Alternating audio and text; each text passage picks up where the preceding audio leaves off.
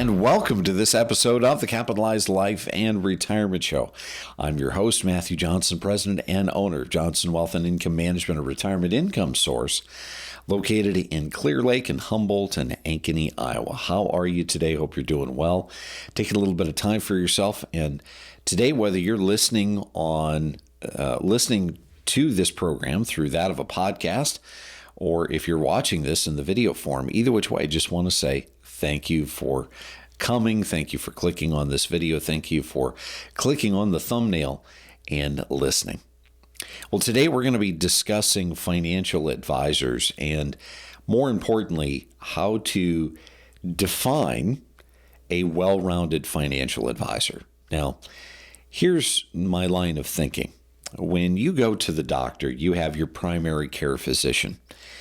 And have you ever had this experience where your primary care physician maybe refers you on to another specialist, but when you go to see that specialist, it's like that person is completely in the blind. They have no idea where you came from, what your problem is. You got to go back through your entire life story. They have nothing from the previous doctor. They're kind of starting fresh, right? And honestly, this can happen a number of different times to a person. It just seems like there's this huge breakdown in communication.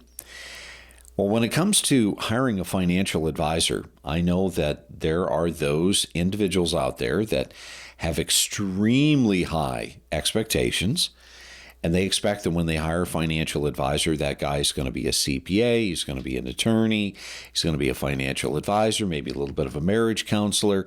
He'll take out the trash twice a day. Well, I'm sorry, but that person doesn't really exist. And if they do, they are so busy that the quality of work or the quality of time that you will get with them is probably not going to be that great. However, what I would like to suggest is that if that is somewhat your line of thinking, I believe that you're actually on track. You know, when we think about the medical field, when we think about all of the various different clinics and the doctors and the facilities that treat people, I can think of one name that constantly comes into mind that is a very well-regarded healthcare facility, and that's the Mayo Clinic.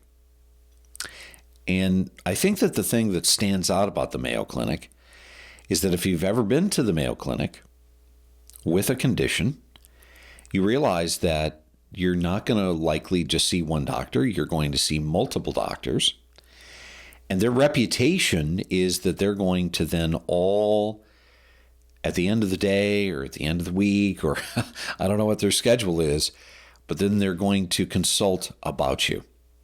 Those doctors or physicians are going to get together and they're going to discuss their particular test results. Why? Well, because as a patient, collaboration is a very important thing.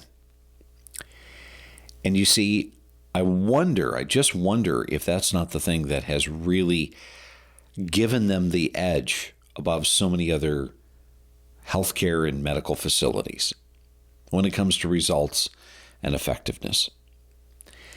You see, when you think about your life from a financial aspect, chances are you don't just have one professional in your life. Chances are you may have upwards of 3 or 4. You have the insurance agent. This is the person who has provided you or is providing you insurance type of coverage. House and homeowners insurance, automobile coverage, life insurance, maybe medical insurance, Medicare insurance, Part D insurance. So that is an insurance professional. Then you come to your attorney. Now, if you have an attorney, and many people do, many people don't, but if you have an attorney, let's face it, is responsible for giving you good counsel with regards to end of life, helping you understand the assets that you own and where they're going to go and how to effectively get them there. So we're discussing estate planning, right? Do we need a will? Do we need a trust? What Should I put a do not contest clause into my estate plan? These are where your attorney comes into play. You have your financial advisor. You have your fiduciary. This is the person that you want to make absolutely sure that this is the right person for you, for the right stage of life that you're in. And if you're nearing or you're in retirement and your goal is to take everything that you worked so hard to save and now convert it into an income that is going to be reliable, an income that is real income through interest and dividends. It's not withdrawals from principal, hoping that the principal lasts. No, we're talking a true professional who does the right thing every single time to protect your principal and to maximize the output of income. Number 4 is going to be your tax preparer, your CPA, your accountant, okay? And honestly, you've probably heard this phrase, that's not my job, right? Maybe somewhere in your life, maybe it was one of your children, maybe it was your parent, maybe it was a boss or a supervisor. You have felt someone putting something on you and you had to recant or retort and say, I'm sorry, that's not my job. I think we've all had to do it. Well, the reality is that when a person is asking me about CPA information, tax information, I'm not a CPA. When people are asking me about legal things and estate plans, guess what? I'm not an attorney. When people are asking me about which Medicare supplement is the very best, well, I have an insurance license, but I don't sell Medicare supplements. The reality is that our paths will kind of intersect and overlap from time to time. People do it all the time to attorneys. They do it all the time to CPAs. My point behind today's message, however, is that ideally, you want to be working with a financial advisor who has knowledge in almost all of those areas. Maybe not the medical area, but definitely within the insurance area, definitely within the tax area, definitely within the estate planning area. You want a financial advisor, you want a fiduciary, someone who is going to do the right thing for you every single time as your advisor. Now, granted, they can't legally give you legal advice, and granted, they're not going to file your tax return for you, but they still need to be intelligent about those topics. Why is that? Because as a financial advisor, we exert a lot of, shall we say, influence in the financial lives of our clients. We work and work and work to provide income, but we also work to provide tax efficiency. We work for years in preparing our client for required minimum distributions at the age of 73, and we want to make certain that it's rewarded the right way. It's completed the right way with as little with as little interruption, with as little problem area as possible. When it comes to the plans and the accounts that we have opened for you as a financial advisor, the Roth accounts, the post-tax accounts, the inherited beneficiary IRA accounts, the traditional IRA accounts, all of those accounts, you're going to pass away and they're going to go somewhere. Are they going to go to your estate? Are they going to go to your surviving spouse? Are they going to go to your children, your grandchildren, to a trust that you have created? Are they going to go to some sort of a donor-advised fund? Are they going to go to a charitable remainder trust? Where are these things going? Rest assured they're going somewhere.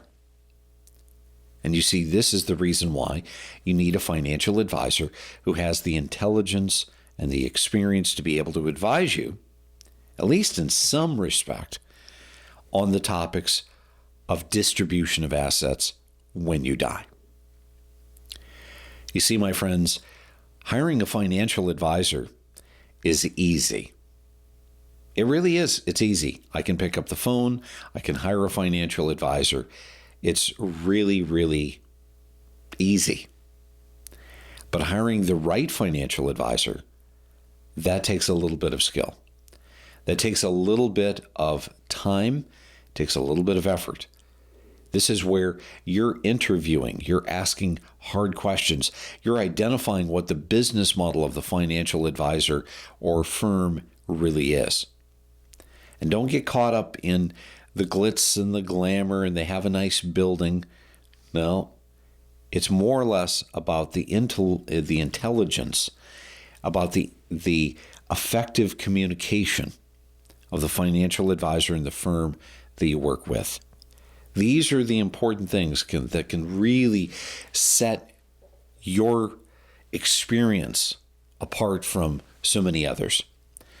And unfortunately, with today and the way of the financial services world, where there becomes fewer and fewer individual financial advisors to work with, and there seems to be more call centers and more institutional advisors, well, my friends, that's really where you're going to see the degradation. You're going to see a lot less information that is being passed on. You're going to see a lot less influence and accountability from those firms. Because those firms, quite honestly, they're just looking for being able to help as many people as possible and provide as little time for each of those individuals as is possible. So you see, this is something where we want to be extremely careful. We want to be very intelligent about the decisions that we make as we go from that paycheck to that playcheck. We want to make certain that this is the guy or this is the gal or this is the firm that is going to assist me, assist my widow, assist my family for the next potential 2 generations. Make a wise choice. Make certain that there is always that ability of overlapping in all the other areas financially of your life when you work with that advisor. I'm Matthew Johnson. Thank you so much for listening and watching.